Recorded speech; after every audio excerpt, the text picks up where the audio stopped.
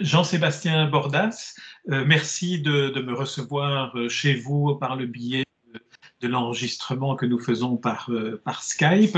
Nous nous voyons à propos et à l'occasion de la parution de votre dernier album en date chez Casterman, le roman graphique consacré au naufrage de la Méduse, au naufrage de la frégate La Méduse, intitulé Les naufragés de la Méduse, que vous co-signez avec Jean-Christophe Devenay au scénario et que vous signez tout seul à l'image, à la mise en scène, au dessin et aux couleurs. Alors ma première question portera sur la collaboration avec Jean-Christophe Devenay au niveau du scénario. Lorsqu'on choisit de se lancer dans une aventure comme celle de raconter les naufragés de la Méduse tels que vous l'avez fait, on s'engage dans un travail de plusieurs années. Comment est-ce que, au début, les choses prennent corps entre le scénariste Jean-Christophe Devenay et vous-même, à la fois scénariste et futur dessinateur de cet ouvrage? Très bien. Je commence par vous remercier pour votre invitation avant tout. Et au sujet de cette question, effectivement, alors la première chose, c'est que je ne réalisais pas que ça allait prendre aussi longtemps, hein, déjà. Mais donc Jean-Christophe, je le connaissais depuis plusieurs années, hein, au moment où on a commencé à collaborer. On se disait depuis longtemps qu'on voulait faire quelque chose ensemble. Voilà. Et donc j'ai appris, parce que je connaissais très mal cette histoire en fait du naufrage de la Méduse, j'ai appris en quoi consistait vraiment ce fait divers, cette tragédie historique. Et j'ai commencé à lui dire, tiens, je ferais bien quelque chose là-dessus, ça t'intéresse? Et puis on s'est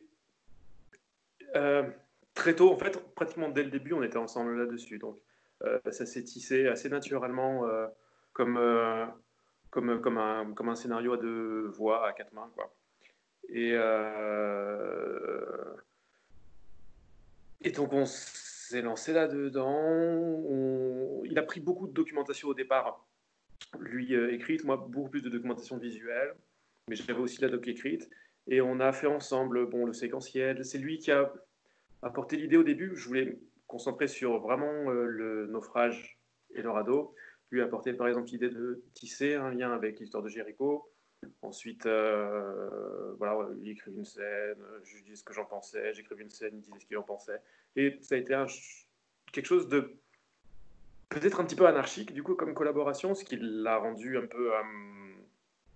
ça a peut-être été un peu long d'accoucher, du coup, de quelque chose. Peut-être à cause de ça, mais voilà, c'est comme ça que ça s'est...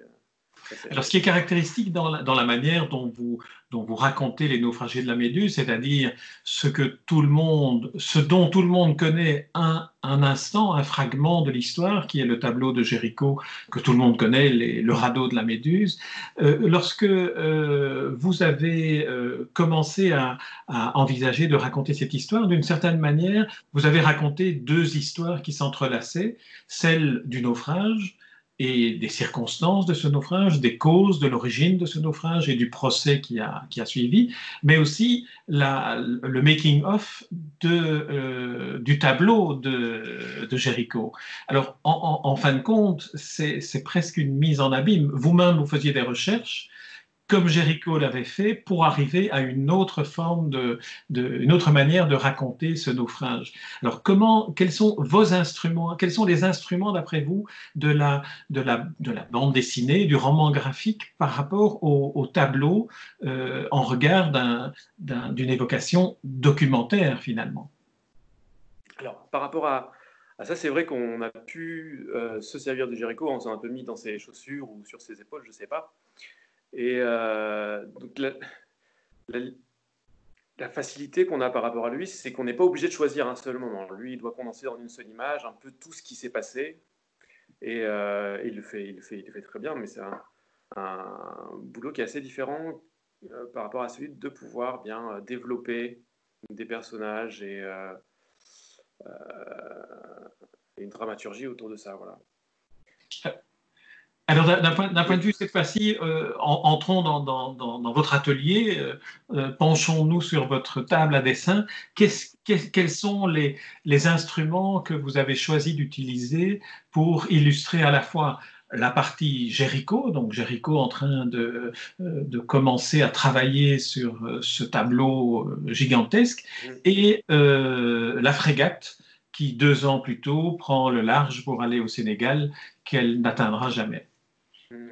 Donc pour ça, j'ai un peu tâtonné, j'ai essayé différentes techniques. J'étais parti encre de Chine, pinceau, un truc très très finalement assez classique. Et finalement, ce qui faisait bien le lien entre les deux époques, justement, Géricault le peintre et le radeau qui se passe sur l'eau, c'était de le faire de façon plus picturale, enfin, à l'aquarelle, quoi, finalement. Ça permettait d'un côté, dans les scènes parisiennes, de bien intégrer les images, les tableaux dans l'autre image, puisque c'est deux techniques, voilà, de peinture finalement. Et c'était un peu un jeu aussi, de me dire l'aquarelle, c'est fait à base d'eau, et eux, ils sont sur l'eau. Il y avait un petit côté jeu, voilà. Puis c'était un défi aussi, hein. Je savais pas si, honnêtement, je ne savais pas si j'allais m'en sortir, faire un aussi long travail à l'aquarelle. Voilà. Alors moi, je n'ai pas vu l'album imprimé, donc je l'ai lu sur l'écran de mon ordinateur, ce qui veut dire que ça me permettait de zoomer très facilement sur certaines vignettes qui sont de véritables tableaux. La séquence de la première tempête la nuit, lorsqu'on agrandit certaines des vignettes, ce que je recommande à ceux qui nous écoutent de faire, on est dans une véritable construction picturale à tous les niveaux, dans la profondeur, dans le jeu des couleurs, des lumières, mais aussi dans l'image des personnages que l'on aperçoit. Alors là, c'est un travail particulier par rapport à vos autres œuvres, à vos autres romans graphiques? Oui, sur les autres romans que j'avais, enfin romans, sur les autres BD que j'avais faites, ce qui était une série, puis il y avait un one shot aussi, qui était aussi un roman graphique en fait. Euh, J'avais plus pris le parti d'images simples et qui sont lisibles très vite. Donc c'était voilà, du trait noir et de la couleur à l'ordinateur. Après, j'avais ce plaisir moi, chez moi, dans mon atelier, effectivement, de peindre, quoi. Et j'ai envie d'aller vers là, ouais, ouais. Et donc c'est une rupture par rapport à ce que j'ai fait avant, ouais. Alors, dans l'album, vous remerciez Bruno Chénic, qui est un spécialiste de Géricault, et Denis Rolland, qui est le responsable du musée de la Marine de Rochefort, si je me souviens bien. Qu'est-ce qu'ils vous ont apporté, eux, enfin, qu'est-ce qu'ils vous ont apporté à vous pour vous aider à mettre en dessin quelque chose qui a effectivement existé et qui s'est effectivement déroulé? Bruno Chénic, pour commencer par lui, c'est quelqu'un qui a énormément travaillé sur Géricault, qui a, j'ai l'impression, porté une nouvelle lumière sur le personnage, hein, par rapport à ce qui avait été beaucoup dit pendant pratiquement 200 ans avant lui. Hein. Et il a... En fait, le Géricault on a lu beaucoup, beaucoup de ses articles, hein, et le Géricault qu'il décrit dans ses articles, je sais pas, il correspondait au Géricault que j'avais envie de voir, en fait. Voilà. Et je pense qu'on s'est beaucoup appuyé sur son travail pour créer notre personnage de Géricault. Et il nous a accordé cette chance, hein, de passer du temps avec nous pour en parler et de donner son avis sur les premières esquisses que j'avais faites sur Géricault. Hein, j'ai pris un peu en compte ses critiques qu'il n'avait pas hésité à formuler. C'était quand même un travail documentaire aussi, donc il ne faut pas nécessairement. Enfin, on peut toujours s'éloigner du réel, du fait divers, mais ça aurait été dommage de oui, s'en on éloigner. peut, et peut-être même qu'il faut s'en éloigner. D'ailleurs, Géricault c'est pas mal éloigné lui-même du fait divers. Hein. Il représente pas du tout les naufragés tels qu'ils étaient, sur le radeau en particulier. Parce qu'il a quelque chose à raconter avec la façon dont il le transforme aussi pour le porter vers quelque chose de plus universel et sans doute avec un message politique qui lui était propre, en particulier par rapport à l'esclavage. On en parlera peut-être. Oui, ce qui est raconté d'ailleurs dans l'album, ce que vous racontez dans l'album, Oui. dans la partie qui concerne le travail de recherche de Géricault, il y a vraiment une prise de position esthétique, mais aussi une prise de position sociale et politique de sa part.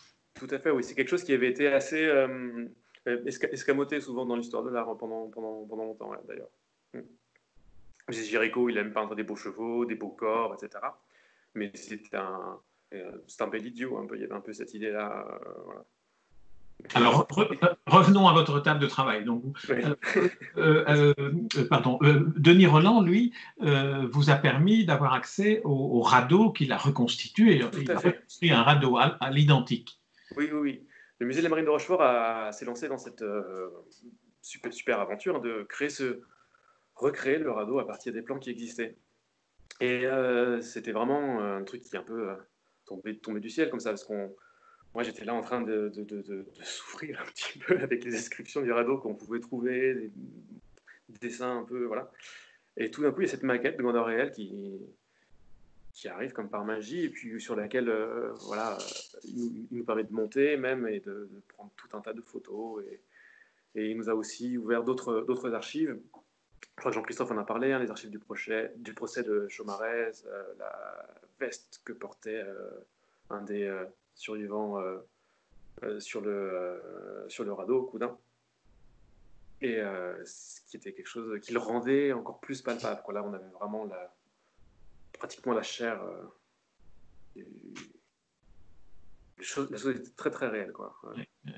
Et alors, on le voit bien aussi dans ce que vous racontez dans la partie l'enquête de Géricault pour reconstituer, pour restituer l'épisode du radeau. C'est par exemple la recherche dans les hôpitaux de cadavres pour qu'ils puissent reproduire, restituer en quelque sorte la couleur de la chair putréfiée dans le naufrage et sur le radeau. Alors, vous, ça a dû être aussi une démarche de choix esthétique pour raconter comment Géricault raconte.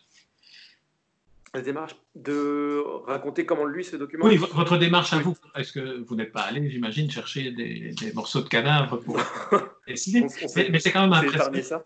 C'est quand même Pardon? impressionnant. C'est quand même impressionnant de Oui. se dire que Géricault a eu cette partie-là du travail aussi, qui était une sorte de travail presque obsessionnel, compulsif, dans la manière dont vous le racontez. Oui, de voir à quel point il s'est investi là-dedans. Il s'est, au moment de la réalisation de son tableau, dans la période préparatoire, il vivait rue des Martyrs, donc entouré de plein de ses amis, de sa famille, etc. Et pour la réalisation du tableau, il s'est éloigné de toute cette vie mondaine. Il a pris un grand atelier à l'écart, et pour voir personne aussi, hein, pour être dans une immersion totale dans son œuvre.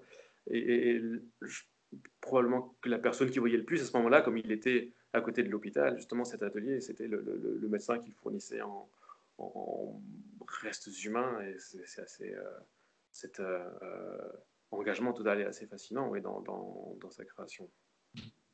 Alors aujourd'hui, l'album est sorti en juin 2020.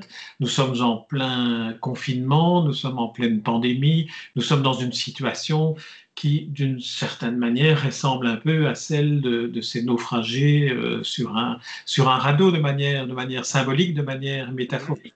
Vous avez évoqué les problèmes du racisme, les problèmes de la fracture sociale apparaissent aussi. Qu'est-ce que vous attendez, vous, aujourd'hui, de l'accueil qui sera fait à cet album? Est-ce qu'on ne doit en faire qu'une lecture documentaire sur cet épisode qui s'est déroulé en 1816-1818, ou est-ce que comme dans toutes les grandes œuvres, finalement, il y a cet écho qui nous parle aujourd'hui? Alors, oui, en fait, je ne sais pas si on a pu transmettre ça à travers notre album, mais c'était effectivement l'intention, comme c'était l'intention de Géricault, de utiliser ce fait divers-là pour en faire autre chose. Moi, ce qui m'avait intéressé là-dedans, c'était justement cette portée un peu métaphorique qu'on peut y trouver. Ce qu'on voit se passer sur le radeau, ça fait écho un peu à des préoccupations personnelles que j'ai depuis assez longtemps. C'est par quel miracle un peu on vit ensemble, enfin, par quel miracle la société tient. J'ai l'impression que c'est très très fragile. Et là, sur le radeau, on a certes une situation extrême qui est de gérer une pénurie, quoi. Mais il y a tout ce consensus autour de certaines valeurs auxquelles on pense tous adhérer, qui fondent un peu le ciment social, quoi, qui s'effondre brutalement. Et il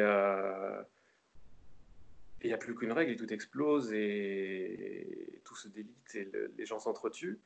Et cette espèce d'élitement du tissu social, en quelque sorte, on le voit même apparaître chez nous, mais depuis sans doute des décennies. On sent que le rapport entre ce qu'on doit à l'autre, etc., solidarité se défait petit à petit. Et ça fait un moment que je me dis, mais jusqu'où ça peut aller, cette déconstruction, quoi.